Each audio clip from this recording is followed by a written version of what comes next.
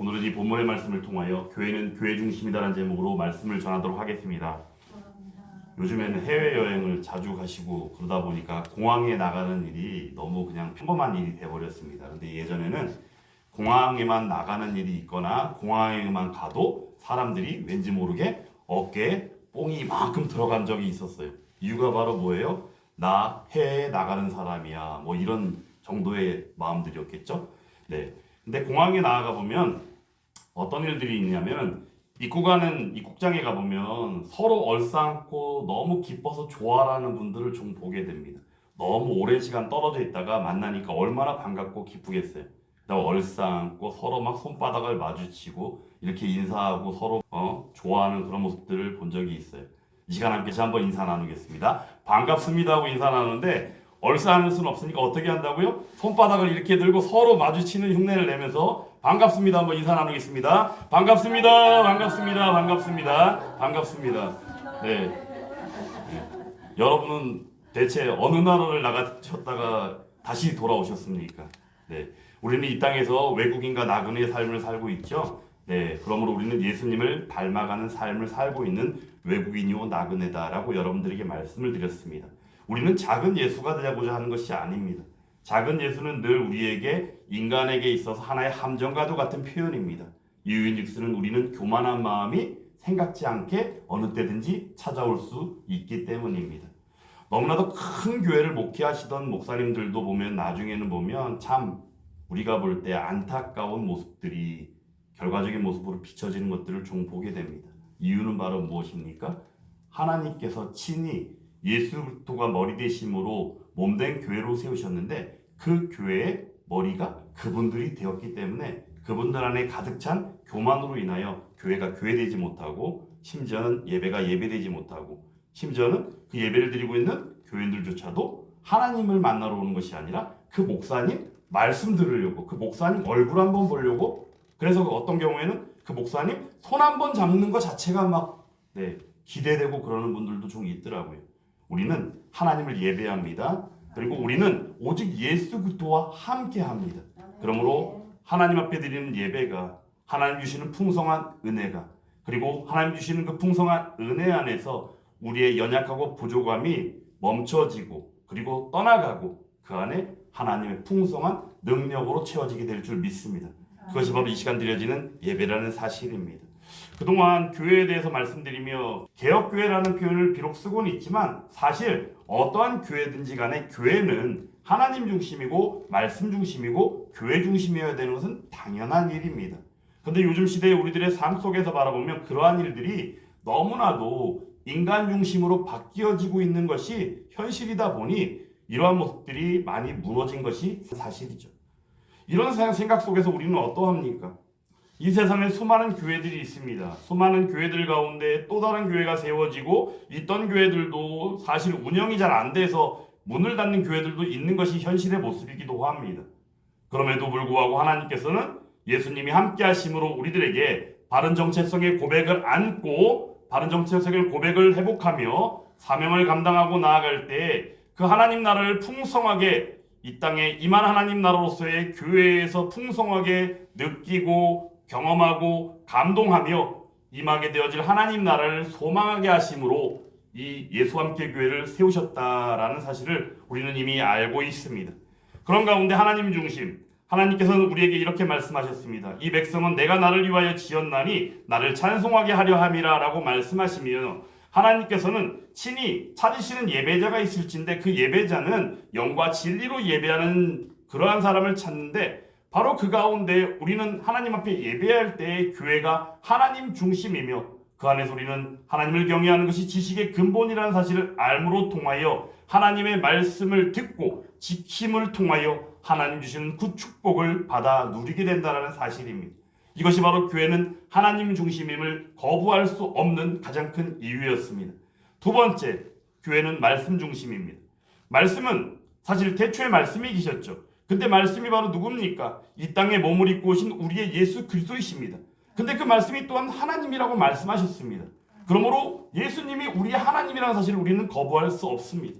그러므로 예수 그리스도를 믿는 믿음은 그분이 친히 이 땅에 몸을 입고 오셨지만 그분은 바로 우리의 하나님이시기 때문입니다.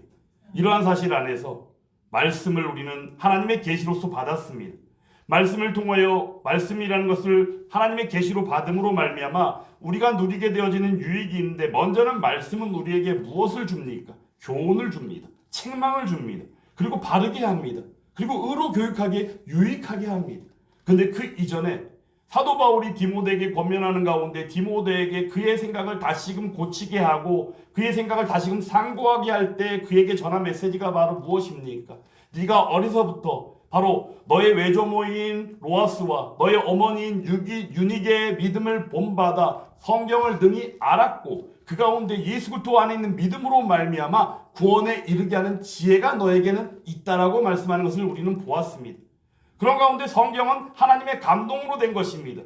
그래서 성경은 사서로 예언된 것이 아니고 하나님의 감동을 입은 사람들을 통하여 하나님께서 기록하게 하셨습니다. 그 가운데 그 영감은 어떤 영감이었습니까? 그들의 인격과 그들의 삶 속에서의 그들이 쓰는 평소의 버릇조차도 그대로 용인하시고 하나님께서 주시는 감동으로 인하여 하나님의 말씀을 기록하게 하셨습니다.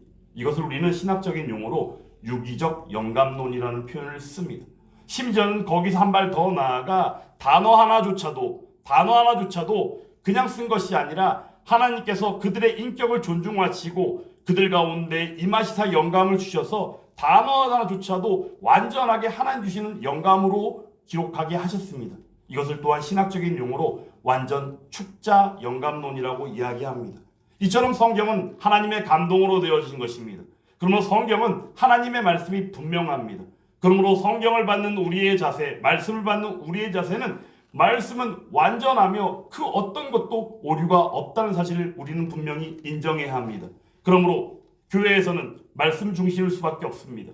왜냐하면 말씀은 하나님이시며 말씀을 통하여 우리는 하나님께서 원하고 기대하시는 일들을 때로는 교훈으로, 때로는 책망으로, 때로는 바르게 함으로, 때로는 의로 교육하게 유익한 말씀으로서 받게 된다는 사실입니다. 그러므로 그 안에서 우리에게 나타나는 결과는 바로 무엇이었습니까? 하나님의 사람으로 온전하게 되어집니다. 그리고 모든 선한 일을 행할 능력을 비로소 갖추게 되어진다는 사실입니다. 우리들은 그대로 내버려두면 우리는 늘 때마다 우리들 멋대로 가려는 기질이 있습니다.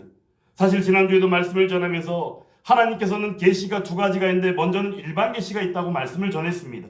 일반 계시는 바로 무엇입니까? 창조 세계를 통하여 우리가 느끼는 하나님입니다.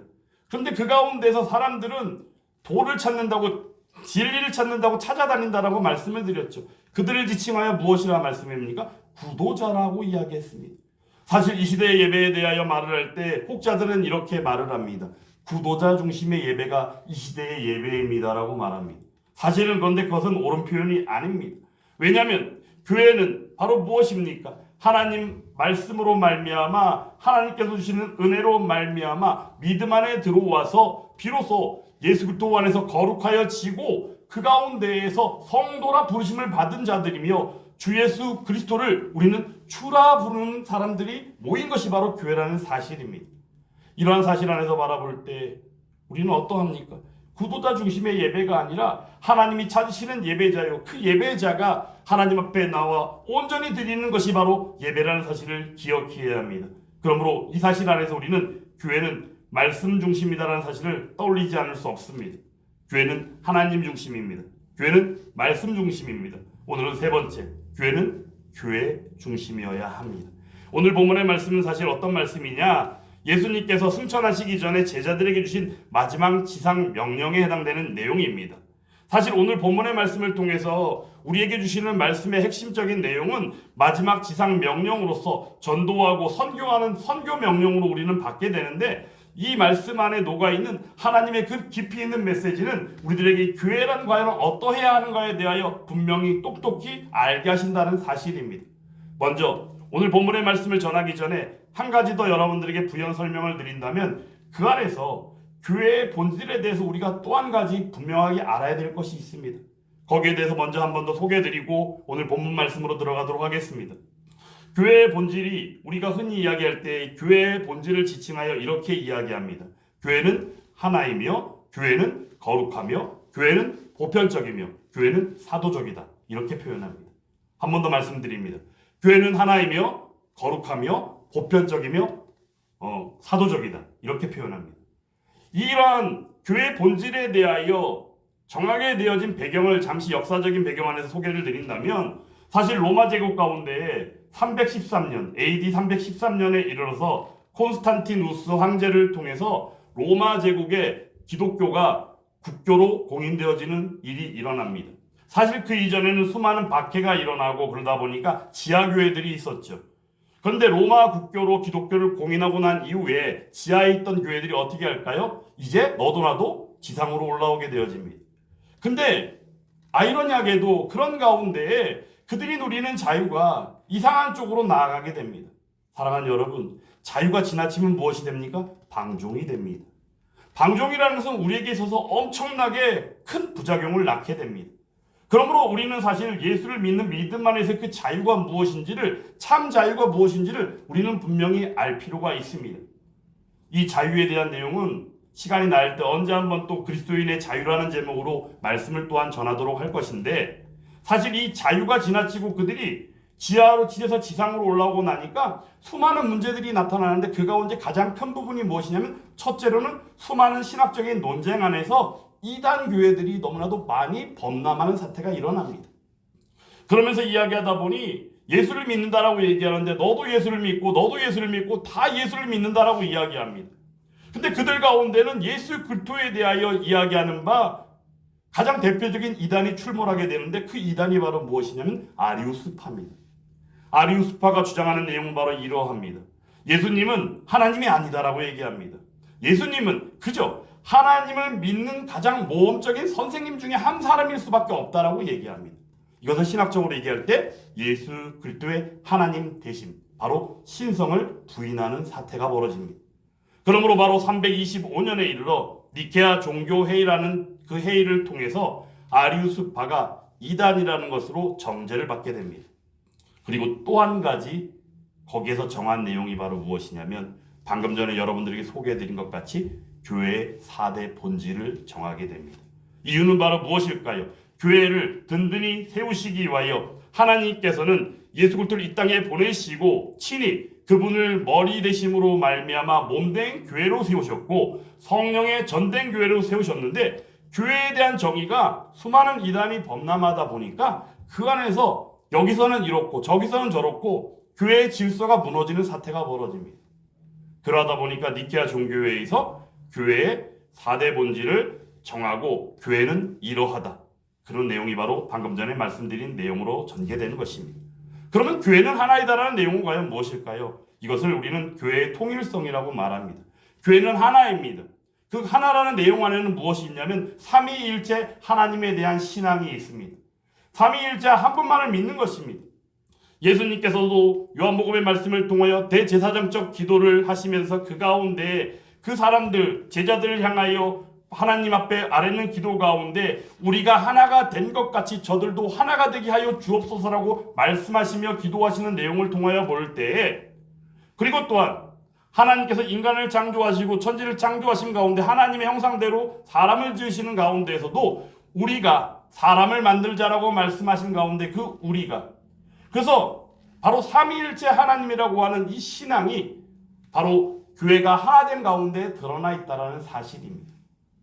그리고 두 번째로 내용으로는 그 하나됨의 의미가 과연 무엇이겠는가? 예수 그리스도 안에서의 연합입니다.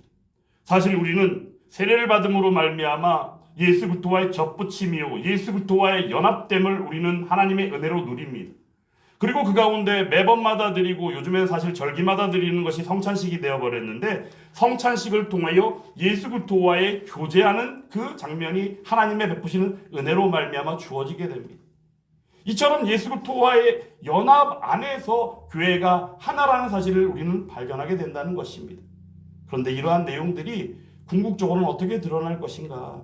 하나님의 말씀인 진리가 하나라는 사실 안에서 우리는 그것이 드러난다는 것입니다. 그리고 또한 하나님이 사랑이실지인데 그 하나님의 사랑을 덧입어 성도들이 함께 형제간에 사랑하고 서로 교제한 가운데 그 사랑이 드러난다는 것입니다. 그리고 성령이 하나이듯이 그 성령 하나님의 은혜로 살아가는 그리스도인 가운데 성령 하나님이 한 분이듯이 그 성령 한 분이신 성령 하나님의 은혜로 말미암아 나아가는 것이 교회이기 때문에 교회는 하나다라고 이야기할 수 있다는 사실입니다. 그리고 두 번째로는 교회는 거룩합니다. 하나님께서 말씀하십니다. 내가 거룩하니 너희도 거룩할지어다. 할렐루야. 이렇게 말씀하셨죠. 그런 가운데 레위기의 말씀을 통하여 볼 때에 레위기 말씀을 우리는 읽고 묵상하면 어떻게 해요? 제일 먼저 찾아오는 게 뭐예요? 말씀에 대한 은혜가 찾아옵니까? 아니에요. 어느 순간인가 갑자기 잠이 몰려옵니다. 왜냐하면 레위기 말씀 속에는 너무나도 많은 율법적인 내용과 규례와 이해하기도 쉽지 않은 내용들이 질비하게 나열되어 있지요. 그런데 레위기의 말씀을 함축하여 설명을 드린다면 레위기의 말씀을 통하여 우리는 두 가지 단어를 떠올릴 수 있습니다. 첫 번째는 우리를 죄를 사해 주시는 바로 이스라엘 제사법을 통한 구속의 은혜가 들어 있습니다. 그리고 두 번째로는 그 이에 나오는 수많은 규례와 율법들을 통하여 삶에 대하여 말씀합니다. 그 삶을 통하여 하나님께서는 너희는 내가 거룩한 것처럼 너희도 거룩하라 라고 말씀하시는 거룩이 드러나 있다는 사실입니다. 사실 이 구속과 거룩을 통하여 드러나는 그 하나님의 속성이 바로 무엇인지 아십니까? 우리를 사랑하시는 사랑의 하나님이 거기에 드러나 있습니다. 그러면 하나님 우리를 사랑하시기 때문에 우리를 죄를 사해 주시고 그 가운데 거룩한 삶을 살게 하신다는 것입니다. 그러므로 교회는 거룩한 것입니다. 교회는 거룩하지 않을 수 없습니다. 그러므로 이 거룩 안에서 우리가 발견할 수 있는 것은 두 가지입니다. 첫 번째로는 분리되어집니다. 여러분들에게 말씀드렸죠. 예수 믿는 사람들은 오직 분리는 뭐밖에 없어요? 죄로부터의 분리밖에 없어요. 여러분들 말씀을 마치고 예배를 마치고 한 주간의 삶을 살아갈 때도 여러분들의 가슴 속에 남아있는 분리는 오직 뭐예요? 내 가족들과의 서로 불화 때문에 나는 쟤랑 떨어져야 돼. 이런 식의 분리가 아니라 우리의 삶 가운데에서의 분리는 오직 한 가지밖에 없다는 사실을 기억하시기 바래요. 그 내용은 바로 무엇입니까? 죄입니다. 그럼 이 죄는 바로 무엇일까? 죄에 대해서 헬라어로 쓰는 표현이 하마르티아라는 단어를 씁니다. 그 내용이 무엇인지 아십니까? 그 내용인즉슨은 바로 관역에 맞춰야 되는데 관역에서 벗어나는 것이 바로 하마르티아. 내용이 있으니까 죄입니다. 그럼 그 관역은 무엇일까요? 하나님께서 우리에게 기대하시고 원하시는 것이 있다는 거예요. 그것을 벗어날 때 우리는 그것을 죄라고 말합니다. 그러면 죄는 무엇입니까? 다시 한번 말씀드려요. 죄는 우리가 생각할 때 악한 게 죄가 아니라 악하다고 말하는 것 자체가 죄가 아니라 죄는 하나님이 미워하시는 것, 하나님이 우리에게 기대하시는 그 관역을 벗어났을 때 그것이 죄라는 사실을 분명히 기억해야 합니다. 그래서 거룩은 사실 이 죄로부터의 분리가 우선입니다. 그리고 두 번째는 구별입니다. 구별됨이 있다는 거예요. 그래서 이따가 말씀을 마치면서 여러분들에게 말씀드리겠지만 소금과 빛, 너희는 세상의 빛이고 너희는 세상의 소금이라고 말씀하셨을 때 그 내용 가운데 첫 번째가 무엇이에요? 구별됨이었잖아요. 어느 무엇과도 대신할 수 없는 소금, 어느 무엇도 대신할 수 없는 빛. 그렇죠? 요즘에 보면 설탕도 어떻게 했습니까? 설탕도 대신할 수 있는 것들이 있잖아요. 그죠? 설탕을 대신할 수 있는 뭐 스테비아 성분이라든가 그죠? 이런 것들. 근데 소금은 대신할 수 있는 게 없어요. 소금기는 대신할 수 있는 게 없다는 사실입니다. 그러므로 거룩 안에는 분리가 있고 구별됨이 있습니다. 이 내용 안에서 교회는 내가 거룩하니 너희도 거룩할지어다라는 말씀을 떠올리며 교회는 거룩할 수밖에 없다는 사실입니다. 그리고 세 번째로 교회는 보편적입니다. 보편적이라는 표현을 다른 말로 바꾸면 세계적이라는 표현을 쓰기도 합니다. 내용은 바로 이러합니다. 교회 가운데 볼 때 우리가 이런 얘기 하잖아요. 교회는 사실 구약에도 교회가 있었습니다. 우리가 초대교회를 신약시대에만 이야기하지만 구약에도 분명히 교회가 있었습니다. 구약교회, 신약교회를 우리가 이야기를 하는데 그럼에도 불구하고 예수님이 이 땅에 오심으로 말미암아 침이 머리 대심으로 세우신 그 교회를 우리는 초대교회라는 표현을 쓰기는 하지만 구약시대, 그래서 우리가 구약시대에 교회가 있다는 표현을 통하여 볼 때 내용은 바로 무엇입니까? 아담과 하와와 그 이후에 아브라함과 예수님이 이 땅에 오셔서 십자가 구속의 은혜를 이루시기 이전의 모습이지만 약속하신 메시아가 이루실 그 약속은 반드시 이루어질 것이기 때문에 그것을 믿는 믿음 가운데 있었던 그들도 마땅히 하나님 나라에 들어간 것이 맞다는 것이죠. 그러므로 교회는 어떠합니까? 전 세대에 걸쳐 있는 것이 교회라는 것입니다. 전 세대에 걸쳐 있는 교회. 어느 시대에만 국한시켜서 이때가 교회다라고 말하는 것이 아니라 하나님께서 말씀하신 바 하나님의 영원하신 계획과 그 목적이 이루어지는 그 시점부터 시작하여 전 세대에 걸쳐진 것이 교회다. 이게 바로 교회는 보편적이라는 내용 안에 들어있습니다. 그리고 그 교회는 어떠합니까? 전 나이대, 전 연령대, 그리고 그들의 지위와 그들의 어떤 모든 것들, 가지고 못 가지고 이런 것을 막론하고 모든 이들에게 열려진 것이 교회입니다. 그러므로 교회는 보편적입니다. 갈라디아서 3장 28절에서 이렇게 말씀합니다. 너희는 유대인이나 헬라인이나 종이나 자유자나 남자나 여자나 다 그리스도 예수 안에서 어떻다고요? 하나다라고 말씀합니다. 그러므로 예수 그리스도 앞에서는 차별이 없습니다. 오직 어떠한 자격도 없는 우리들에게 베푸신 것이 하나님의 은혜요 구원이라는 사실입니다. 그러므로 교회는 세계적이고 보편적입니다. 그리고 마지막, 교회는 사도적입니다. 사도적이라는 표현 안에서 바라볼 때 우리는 이 사도신조의 고백을 이야기하지 않을 수 없습니다.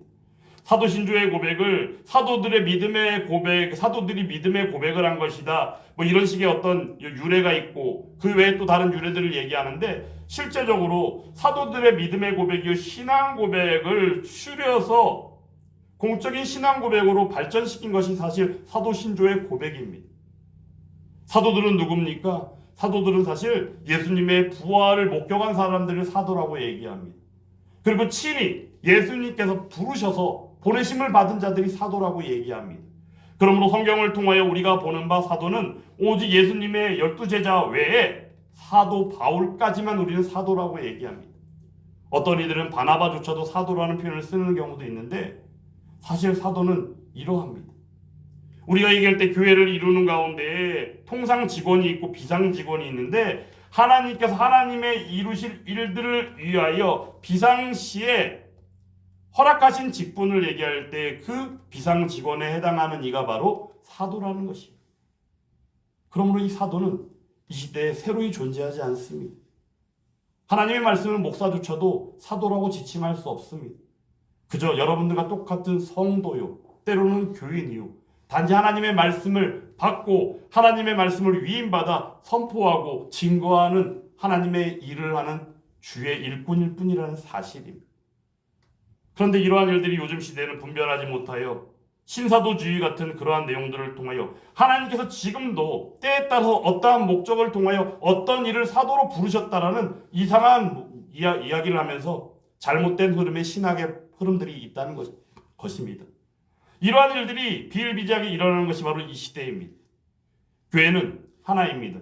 교회는 거룩합니다. 그리고 교회는 보편적이며 교회는 사도적입니다. 그러므로 사도 베드로의 신앙 고백이요, 사실 사도 베드로는 예수님의 제자 가운데 수제자라고 이야기하죠. 그러므로 사도 베드로의 신앙 고백은 바로 사도요, 예수님의 그 제자들의 신앙 고백을 다 담고 있다고 이야기해도 과언이 아니라는 것입니다. 그러므로 주는 그리스도시요 살아계신 하나님의 아들이십니다라는 이 신앙 고백을 통하여 세워진 것이 교회이며, 그 신앙 고백이 기초가 되어 세워진 것이 교회라는 사실 가운데 교회는 사도적이라는 이 내용이 전개됨을 통하여 우리는 사도들의 그 신앙 고백이 전파되고 계승되어져 우리들에게 이르렀다는 사실을 우리는 간과해서는 안 된다라는 것입니다. 그러므로 우리는 초대교회의 신앙을 회복해야 된다라는 이야기를 계속해서 이야기하는 것입니다. 오늘 본문의 말씀으로 들어가겠습니다. 오늘 본문 말씀 가운데의 내용은 예수님께서 승천하시기 전에 제자들에게 주신 마지막 명령이라고 말씀드렸죠. 사실 이 말씀 안에 들어있는 내용은 사실 교회의 사명에 대하여 분명하게 이루어주시는 내용이 있고, 그 사명을 어떻게 전개해 나가야 하는가, 그 내용인 즉서는 교회 중심이어야 한다라고 말씀하고 계신다는 것입니다. 오늘 먼저 말씀 가운데 이런 말씀이 있습니다.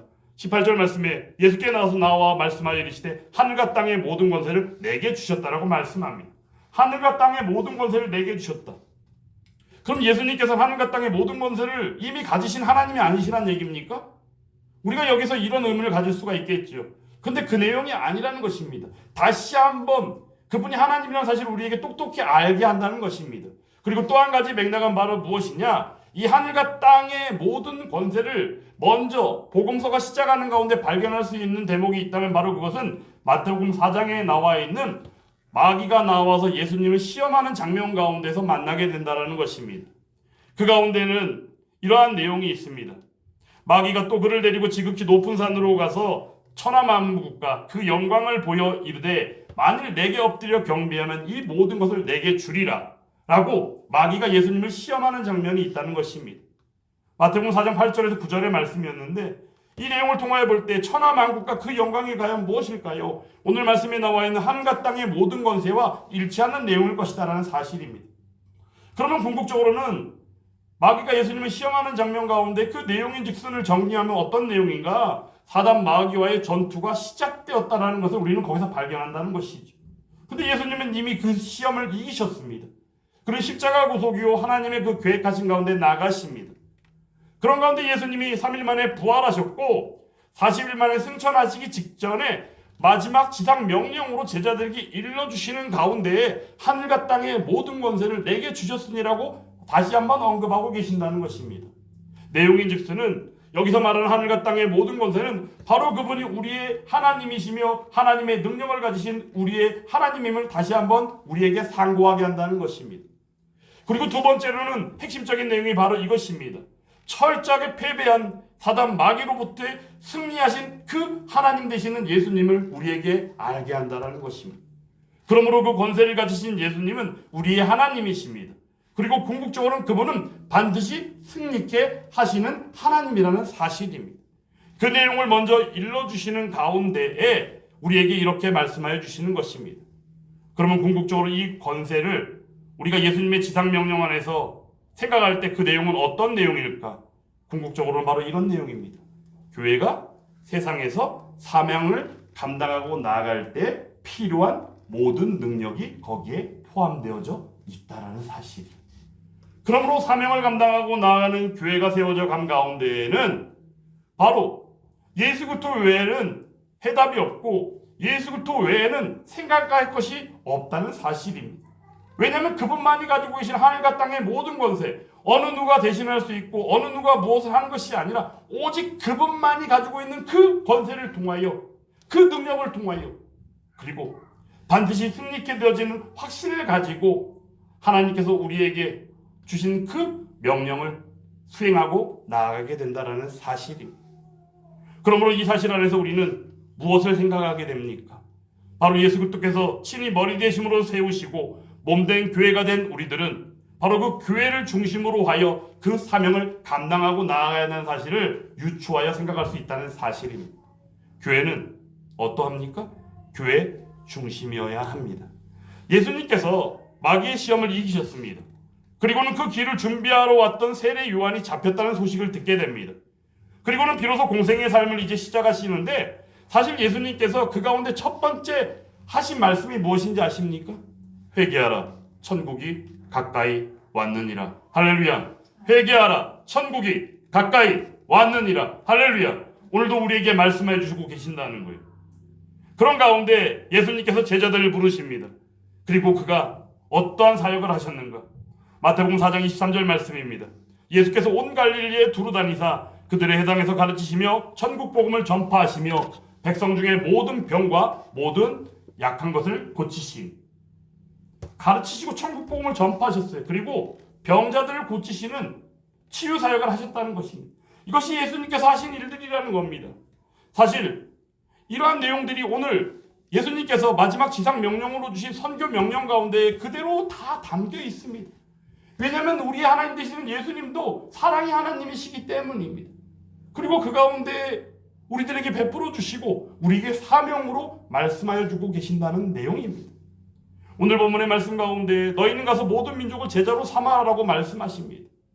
여기에서 이 내용은 아까 전에 말씀드린 것처럼 교회는 보편적이라는 내용을 여러분들이 이야기할 수, 생각할 수 있는 내용이 담겨 있는데 궁극적으로는 교회는 지역이나 민족적인 한계가 아니라 다 뛰어넘어서 모든 사람들에게 복음을 전해야 하는 사명이라는 것입니다. 모든 사람에게 복음을 전해야 하는 것입니다. 그러므로 교회는 어떠합니까? 모든 문화, 언어 다 아울러서 복음의 메시지를 전달하는 중심이 되어야 한다는 사실입니다. 그러므로 교회는 교회 중심이어야 합니다. 세상 중심이 아니라 교회 중심이어야 한다는 것이에요. 말씀은 교회가 예수님의 가르침을 따르고 그분의 명령에 순종하는 것이 또한 중심이어야 한다는 것을 보여주기도 합니다.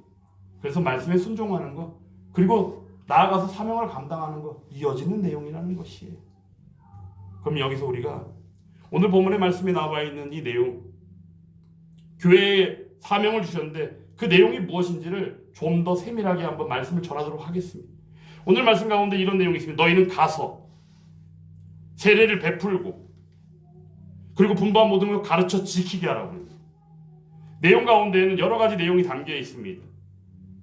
근데 이 내용 가운데 주동사, 핵심 내용이 무엇인가? 핵심이 되는 내용은 모든 민족을 제자로 삼으라는 것입니다. 제자로 삼으라는 거예요. 근데 제자를 어떻게 삼느냐? 그 방법적인 내용을 교회의 사명으로 주고 계신다는 거예요. 그 내용이 바로 뭐예요? 먼저 가라고 합니다. 먼저 가라고 그랬어요. 너희는 가라. 사랑하는 여러분, 우리도 봉담이직으로 가야 될 줄 믿습니다. 뭐하러요? 제자 삼으려고. 그죠? 그리고는 어떻게 하라고 그럽니까? 아버지와 아들과 성령의 이름으로 세례를 베풀라라고 얘기합니다. 여기서 말하는 세례를 베풀라는 내용을 좀 정리하면 그 내용은 바로 이러합니다. 교회를 세우고 그 가운데 어떻게 하라? 그들이 예배할 수 있게 하라. 그래서 교회는 예배를 떠나서는 말할 수 없다는 것입니다. 교회는 예배를 떠나서는 이야기가 될 수 없습니다. 하나님께 주시는 이 명령 가운데서도 마땅히 세례를 베품을 통해서 교회가 세워지고 하나님 앞에 드리는 예배가 존재한다는 사실을 우리는 분명히 알게 된다는 것입니다. 그리고 분부한 모든 것을 가르쳐 지키게 하라. 말인즉서는 결국에 그들을 양육하고 세워가라는 것입니다. 지키게 하라. 나아가 봉사하고 섬기게 하라는 것입니다. 그 내용들이 다 그대로 드러나 있어요. 그러면 이 내용을 교회의 사명으로서 좀 더 세밀하게 정리하여 여러분들에게 말씀을 드린다면 그 내용은 바로 이러합니다. 예배가 있고요. 그리고 예배가 있고요. 교제가 있고요. 양육이 있고요. 그리고 봉사가 있고 그리고 전도 선교가 있습니다. 이렇게 교회는 5가지 사명이 주어졌다는 것입니다. 먼저 예배는 무엇입니까? 예배는 하나님 앞에 드리는 것입니다. 하나님이 우리에게 베푸시는 은혜요. 하나님의 말씀을 통하여 충전받는 자리이기도 합니다. 그래서 교회는 예배를 떠나서는 말할 수 없습니다.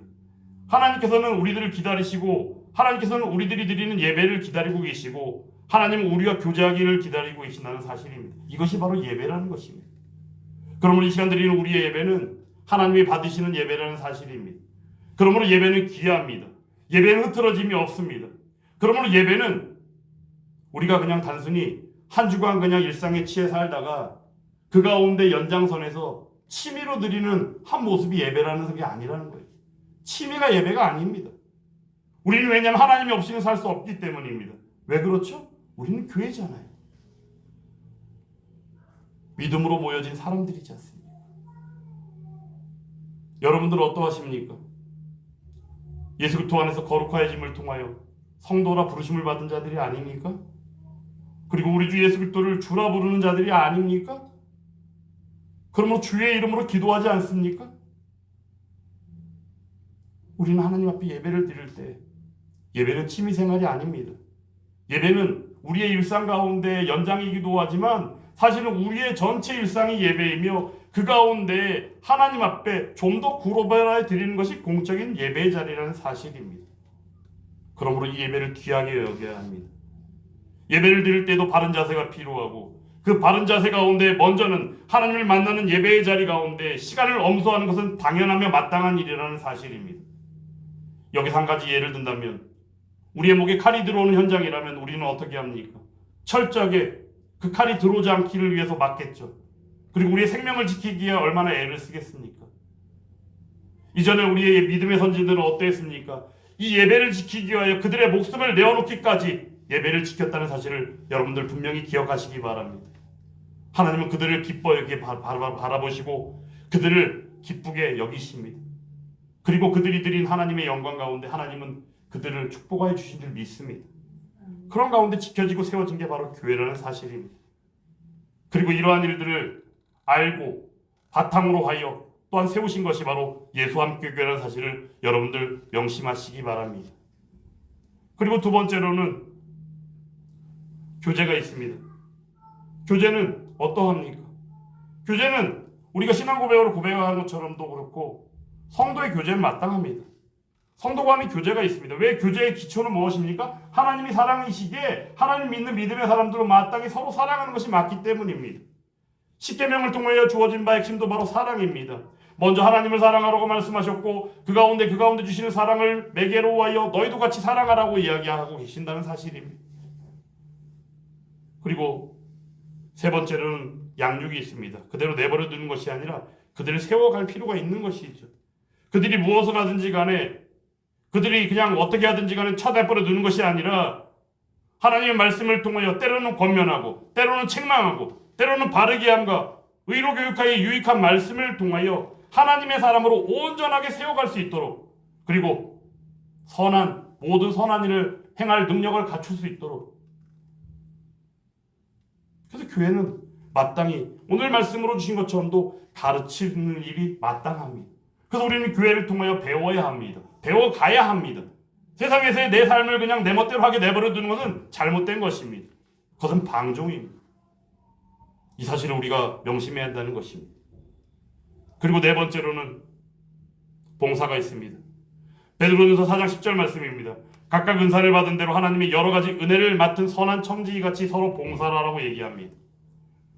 우리들은 은사를 받았습니다. 그 은사는 다양합니다. 어떤 이들은 악기를 다루는 은사를 받고 어떤 이들은 또 섬기는 은사를 받고 어떤 이들은 여러 가지 다양한 은사를 받습니다. 하나님께서 은사를 어떤 사람에게 몰치기로 다 주지는 않습니다. 그런 사람들이 종 보이긴 하죠. 어떤 이들을 보면 이것도 잘하고 저것도 잘하고 보기만 해도 너무 부럽고 본받고 싶은 사람들이 종이 있을 수 있습니다. 그럼에도 불구하고 하나님은 공평하신 하나님이기에 그들에게 다 주지 않습니다. 이유는 바로 무엇입니까? 서로 격려하고 돌아보며 교회를 서로 세워갈 수 있게 하시기 때문입니다. 근데 중요한 것은 그 받은 은사를 아니요. 하나님께서 주신 선물이지 않습니까? 그러므로 받은 은사를 선한 청지기 같이 나아가 봉사하고 섬기는 일에 마땅히 나아가야 하는 것입니다. 이것이 바로 우리에게 주신 교회의 사명입니다. 오늘 말씀 가운데도 그 사명이 어떻게 드러나 있냐? 지키게 하라라는 내용을 통하여 그 사명이 드러나 있습니다. 가르쳤잖아요. 배웠잖아요. 배운 바 양육 받았잖아요. 훈련 받았잖아요. 그래서 지키는 것이 바로 무엇입니까? 나아가 섬기는 것으로 봉사하는 것으로 드러난다는 것입니다. 그리고 궁극적으로 오늘 내용처럼 전도입니다. 나아가 모든 민족을 제자로 삼는 것 가운데 핵심은 바로 전도입니다. 우리가 교회 안에서 서로 우리가 그렇게 궁극적으로 만들어지고 세워갈 때에 궁극적인 마지막은 바로 무엇이에요? 나아가 복음을 전하는 것이 전도하는 것이에요. 이 내용을 오늘 예수님께서는 말씀하여 주고 계신다는 것입니다. 그런데 요즘 시대의 이 교회의 사명에 대해서 한쪽으로 치우친 사례들이 너무나도 많습니다. 어떤 이들은 이렇게 얘기합니다. 우리 목사님은 예배를 최고로 여기셔. 틀린 말이 아니죠? 근데 예배는 중요시한데 그 외의 것들은 뒷전인 경우들이 총 많습니다. 어떤 경우들은 어떠합니까? 우리 교회는 교제를 최고로 여기셔. 그렇게 교제를 최고로 여기는 교회는 어떠합니까? 주일인데도 불구하고 예배당을 비워놓고 세상에 나아가 식당에 나아가 서로 먹고 즐기면서 그리고는 그걸 교제라고 얘기합니다. 잘못된 것이죠. 그럼에도 불구하고 그러한 일들이 성도의 교제 안에서 필요로 하는 것을 부정할 수는 없습니다. 그리고 또 어떤 경우가 있습니까? 양육에 있어서도 잘못된 방향으로 나가는 사례들이 너무나도 많습니다. 사실 양육에 있어서 잘못된 사례를 이야기한다면 한 2년인가 3년 전에 보면 서울에 있는 모 교회가 있었습니다. 서울에 있는 모 교회가 선교에 대하여 강조하면서 선교 사역을 감당하기 위해서는 사도 바울을 본받아야 한다라고 얘기하며 사도 바울이 경험했던 말씀에 기록된 내용들을 그들에게 호되게 혹독하게 훈련했던 내용들이 그 교회에서 일어났습니다. 근데 그 일이 언론에 나오고 지금 현재 세상의 법정에 나가 있습니다. 재판을 받고 있어요. 그 내용을 잠시 소개하면 이러합니다. 어떤 일을 불러다가 흠씨 두들겨 패가지고 트렁크에 가둬놓고 감금을 시킵니다. 그리고 음식물 쓰레기통을 뒤져서 음식물 쓰레기를 먹게 합니다. 구더기를 먹게 합니다. 심지어는 똥도 먹게 합니다. 이유가 바로 무엇인지 아십니까? 사도 바울이 선교하며 그가 경험했던 일이 이러하다는 거예요. 그러므로 우리도 사도 바울과 같이 되기 위해서는 이러한 일들을 경험해보지 않으면 안 된다라고 얘기하는 것입니다. 여러분들 어떻게 생각하십니까?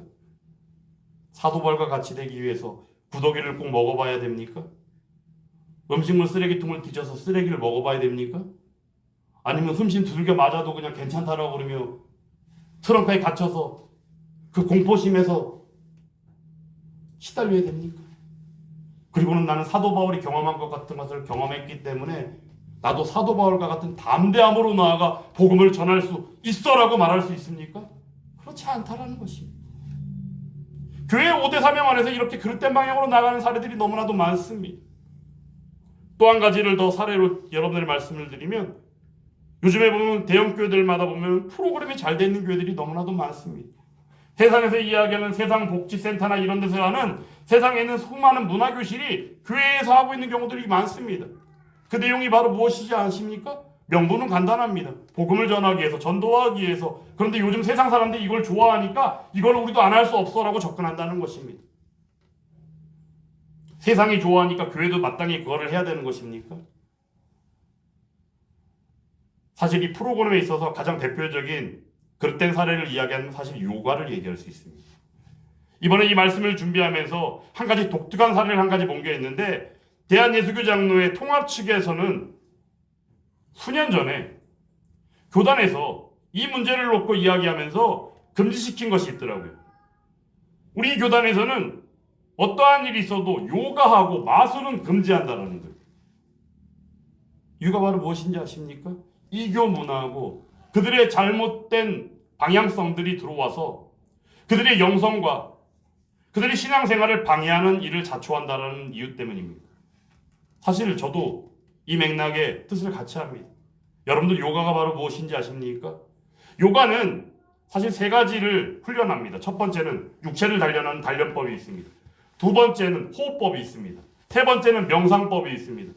요가에 있어서 그들이 결어로 이야기하는 것이 옴이라는 단어입니다. 옴. 사실 이 요가가 요즘에는 너무 건강을 위해서 좋다고 해서 너무 수많은 사람들이 요가를 하는 사람들이 많다가 보니까 사실 미국에서는 이 요가를 약간 표현을 달리해서 기독교식 요가로 발전을 시켰대요. 그리고 요가의 결어로 하면 옴이라는 표현을 쓰지 않고 요가를 하면서도 끝에 아멘이라고 얘기한다. 이 세 가지, 육체적 단련법과 호흡법과 명상법을 통하여, 사실 여기에 있는 그 흐름이 무엇인지 아십니까? 종교적인 색채가 들어있고 하나의 또 철학이 담겨 있어요. 그 내용이 바로 무엇이냐? 신, 인, 하나 되는 거예요. 신인 합일의 원리가 들어있어요. 인도에서 요가가 온 거 여러분들 잘 아시죠? 인도는 힌두교를 신봉하는 나라가 아닙니까? 여러분, 힌두교는 우리가 흔히 얘기할 다신교라고 말합니다. 힌두교가 섬기는 신이 얼마나 되는지 아셔요? 3억 3천만의 신이 있대요. 숫자로만 생각해도 어마어마하죠? 그죠? 3억 3천만의 신이 존재하는 힌두 문화. 그 힌두 문화 안에서 육체적인 단련법과 호흡법과 명상법을 통하여 건강회복 이런 것들은 둘째 치고라도 그들이 이야기하는 맥락인 즉슨은 바로 그들이 신봉하는 그 신과 우리들 자신이 육체를 단련하고 호흡하고 명상하는 가운데 하나 되는 시간을 갖는다는 거예요. 그들로 해탈하는 경제까지 이르게 된다는 거예요. 이 원리가 바로 요가라는 것입니다. 이 시간 요가를 지칭하여 그것이 잘못됐다 잘냈다 이런 표현을 쓰고자 하는 것이 아닙니다.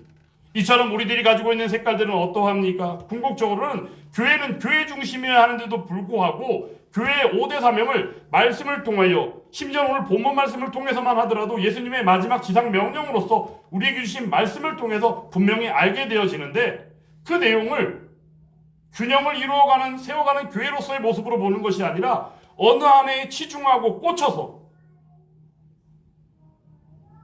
그리고 가지고 있는 중심이 세상 사람들이 원하니까 이제는 세상이 이런 걸 원해라는 관점 아래에서 세상 중심으로 하는 교회로 세워가는 이 사명 감당의 모습이 현 시대의 교회들의 모습이라는 사실을 우리는 분명히 알아야 한다는 것입니다. 그러므로 이러한 일들은 지양하고 나가는 것이 마땅합니다. 교회 5대 사명도 마찬가지입니다. 어느 것에만 치중하는 것이 아니라 우리 목사님은 여기에 꽂혀서 이것을 중시해. 이것은 성령이 교회들이 가시는 말씀을 들을지어다 말씀하신 가운데 성령의 감동이 있고 말씀을 깨달아 하나님의 사람으로 온전히 분별하며 나아가는 이들이라면 이런 것들에 대해서 분별하고 나갈 수 있다는 것입니다. 신앙생활도 마찬가지입니다. 균형을 이루는 것이 중요합니다. 인간은 어떻게 이루어졌습니까? 인간의 구성은 영혼 육으로 이루어진 것이 아니라 영과 육으로 이루어져 있습니다. 이분설입니다. 핵심은 바로 이러합니다. 실제 말씀을 통하여 볼 때에도 어떤 식으로 나와 있느냐? 영과 혼을 우리가 히브리서 4장 12절 말씀을 통하여 영과 혼과 그리고 관절과 골수라는 표현이 나와 영과 혼이 따로 있는 것처럼 생각을 하지만 결코 그렇지 않습니다. 하나님께서는 말씀을 통하여 때로는 몸과 혼으로 때로는 몸과 영으로 교호하여서 사용했다는 사실이에요. 서로 어긋나는 표현처럼 보이지만 실제로는 동일한 표현이라는 것입니다. 그러므로 우리는 우리들을 이야기할 때 하나님을 통하여 주신 바 하나님의 형상대로 지은 바 되었기에 그 가운데 우리를 이야기할 때 이렇게 표현해야 합니다. 영과 육으로 이루어진 전 인격적 존재라는 것이 바로 우리들을 지칭하는 말입니다. 한번 따라 하실까요? 영과 육으로 이루어진 전 인격적 존재가 바로 나다. 이게 중요한 거예요. 이 사실을 기억할 때 우리는 교회가 교회 중심이라는 사실을 분명히 알아야 합니다. 사실 요즘 시대에 이러한 내용을 통해서 볼 때 선교신학이나 전도할 때 전도신학에서 이야기하는 내용이 상황화라는 표현을 참으로 많이 씁니다. 사도 바울도 바울 서신을 통하여 볼 때 복음을 전하는 현장에서 유대인들에게나 헬라인에게나 이방인들에게 나갔을 때 유연하게 복음을 전하고자 노력했던 장면들이 좀 보여지는 것이 사실입니다. 여러분들에게 바울 서신에 대하여 말씀을 드려 이런 내용을 전했잖아요. 교회들마다 있는 문제에 대해서 문제에 대하여 권면할 때 문제를 먼저 집착했습니까? 아니라고 그랬죠. 그 근원이 무엇이에요? 예수에 대한 믿음과 예수에 대한 바른 신앙이 흐트러졌기 때문이기 때문에 오직 모든 것의 원점은 예수를 다시 전하는 것으로부터 시작했다 말씀을 드렸습니다. 마찬가지 맥락입니다. 근데 이 상황화라는 것이 실제로 이 시대에 표현할 때 필요로 하는 것처럼 여겨집니다. 사실입니다. 왜냐하면 어느 누구든지 이야기할 때 전도, 선교 얘기하면 아우 전도하기 힘들어요. 다 이구동성으로 얘기합니다. 선교하기 힘들어요. 이구동성으로 얘기합니다. 전도할 때도 나가보면 어느 누구든지 예배 한 번이라도 드려보지 않은 사람이 없는 것 같고 어느 누구든지 교회 한 번이라도 안 가본 사람이 없는 것 같이 여기는 요즘 시대입니다. 그런데 그들이 이미 실망했습니다. 하나님 말씀이 진리가 변질되어서입니까? 아닙니다. 우리의 교만함이 우리의 범죄함 때문에 그렇습니다. 오히려 세상에 존재하는 예수 믿지 않는 사람들보다 예수 믿는 사람들이 더 범죄하는 이 시대에 어떻게 이야기해야 됩니까? 사실 중요한 것은 근데 말씀을 통하여 볼 때 그들은 믿음 안에 있는 것이 아니기 때문에 그래요. 믿음에 있는 것처럼 흉내만 낼 뿐이죠. 믿음에 있는 것처럼 그들이 착각하고 있을 뿐이죠. 오늘도 이 시간 예배를 드리고 있는 사랑하는 예수 함께 교회 성도들이여, 이 시간 드린 예배를 통하여 교회는 하나님 중심이며 교회는 말씀 중심이며 교회는 교회 중심이라는 사실을 반드시 기억하며 이 시간 드리는 예배를 통하여 능력과 지혜와 때로는 권면도 때로는 책망도 전 하나님의 은혜를 받은 사람이라면 심지어는 이렇게까지 생각해야 된다고 생각하는 목사입니다. 하나님이 베푸시는 심판조차도 두렵고 떨림이 아니라 두려움이 아니라 하나님의 심판조차도 은혜로 여기는 그리스도인이 되기를 간절히 원합니다. 심판은 두려움입니다. 심판한다고 얘기하면 어느 누구든지 좋아할 사람 아무도 없습니다. 저는 이 생각할 때마다 눈물이 나지 않을 수 없습니다. 이유는 그분이 나에게 베푸신 그 생명이 바로 그런 의미이기 때문에 그렇습니다. 우리 예수함께 교회는 온전히 하나님을 예배하는 교회입니다. 온전히 하나님 주신 그 사랑으로 말미암아 교제하는 교회입니다. 그리고 하나님의 말씀이 진리만을 온전히 가르치고 배우며 때로는 권면하고 때로는 책망하고 바르게 함과 의로 교육하기 유익함을 통하여 하나님의 사람으로 온전하게 하고 모든 선한 일을 행할 능력을 갖추게 하는 가운데 권면하는 목사요 함께하는 성도들이라는 사실을 분명히 기억하시기 바랍니다. 그리고 예수 함께 교회는 하나님 말씀인 진리를 반듯하게 가르치고 배우는 교회입니다. 그런 가운데 가르치고 배운 그런 것들을 나아가 지키는 교회이기도 합니다. 그 가운데 전도하고 선교하는 교회로 나아가기를 원합니다. 사랑하는 여러분, 교회는 세상 중심이 아닌 교회 중심으로 그리고 세상을 향하여 그 사명을 감당해야 합니다. 말씀합니다. 마태복음 5장 13절에 16절 말씀입니다. 너무나도 잘 알고 있는 말씀이죠. 너희는 세상의 소금이니 소금이 만일 그 맛을 잃으면 무엇으로 짜게 하리요? 후에는 아무 쓸데없어 다만 밖에 버려져 사람에게 밟힐 뿐이니라. 너희는 세상의 빛이라. 산 위에 있는 동네가 숨겨지지 못할 것이요 사람이 등불을 켜서 말 아래 두지 아니하고 등경 위에 두나니 이러므로 집안 모든 사람에게 비치느니라. 이같이 너희 빛이 사람 앞에 비치게 하여 그들로 너희 착한 행실을 보고 하늘에 계신 너희 아버지께 영광을 돌리게 하라. 할렐루야. 이러한 교회가 예수 함께 교회가 되기를 주의 이름으로 축복합니다. 그리고 그 가운데 여러분들 한 명 한 명이 귀하지만 하나님께서 여러분들을 더욱더 기뻐하시는 줄 믿습니다. 그러므로 우리는 최선을 다하며 살아야 됩니다. 최선을 다하며 사는 것은 세상의 자리에서 그냥 최선을 다하다가 허덕이는 가운데 예배를 드리는 것이 아니라 하나님 앞에 드리는 예배가 우선이며 그 예배를 통하여 우리의 일상이 예배이며 그 가운데 오직 하나님 중심이며 말씀 중심이며 교회 중심인 교회가 예수 함께 교회이며 그 가운데 함께하는 것이 여러분들의 사실을 생각할 때 여러분들의 허덕이는 일상이 힘든 거 저도 압니다. 왜냐하면 저도 사람이기에 힘든 것이 있습니다. 하지만 드러내지 않으려고 합니다. 때로는 저희 사모와 같이 교제하고 이야기 나눌 때도 그러한 것들에 대해서 때로는 핀잔을 줄 때도 있습니다. 나의 힘듦은 하나님 앞에 내가 감당할 몫이요 어느 누구에게도 드러날 일이 아니라는 사실입니다. 이유는 무엇입니까? 저는 어느 누구보다도 어떠한 여지를 주는 것을 허용하지 않는 목사입니다. 여지는 인간은 교만하며 인간은 언제든지 제약 가운데에서 죄성으로 말미암아 빠질 수밖에 없는 것이 연약한 우리들의 모습이기에 저는 그 여지를 주는 것은 너무나도 미워하고 싫어합니다. 예수 함교회에는 어떠한 여지도 주지 않습니다.